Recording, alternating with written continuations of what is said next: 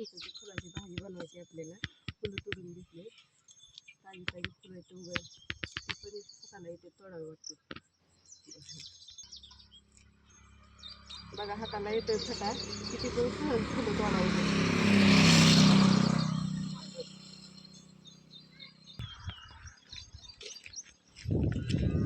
स्वच्छ पाण्यानं फुलं धुवून घ्यायची.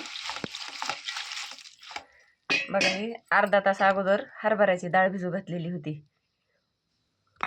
आता तेल तापायला ठेवलंय, फोडणी द्यायची. तेल तापलंय, मोहरी टाकून घ्यायची अगोदर. तडतड झाली की जिरे टाकून घ्यायची. लसूण 4 पाकळ्या लसूण टाकून घ्यायचं. तर एक कांदा टाकून घ्यायचा.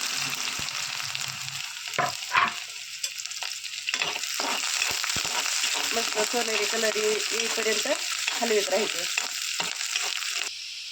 बघा सोनेरी कलर आला आता आपल्या कांद्याला. तर 1 चमचा चटणी आणि थोडीशी हळद टाकून घ्यायची. मस्तपैकी असं हलवून घ्यायचं. आता फुलं टाकून घ्यायची. छान वास सुटला आहे, मस्त फुलं वास यायला लागला. कधी खायला असं तरी झालं बघा.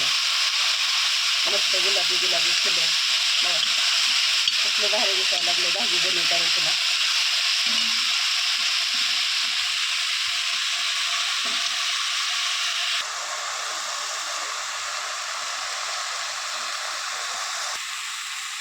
हरभऱ्याची डाळ टाकून घ्यायची. अर्धा तास अगोदर भिजू घातलेली होती.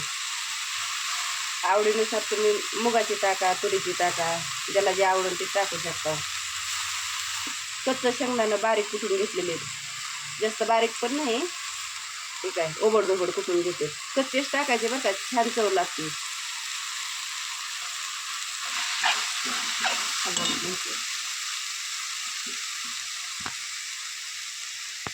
पुरतं मीठ टाकून घ्यायचं.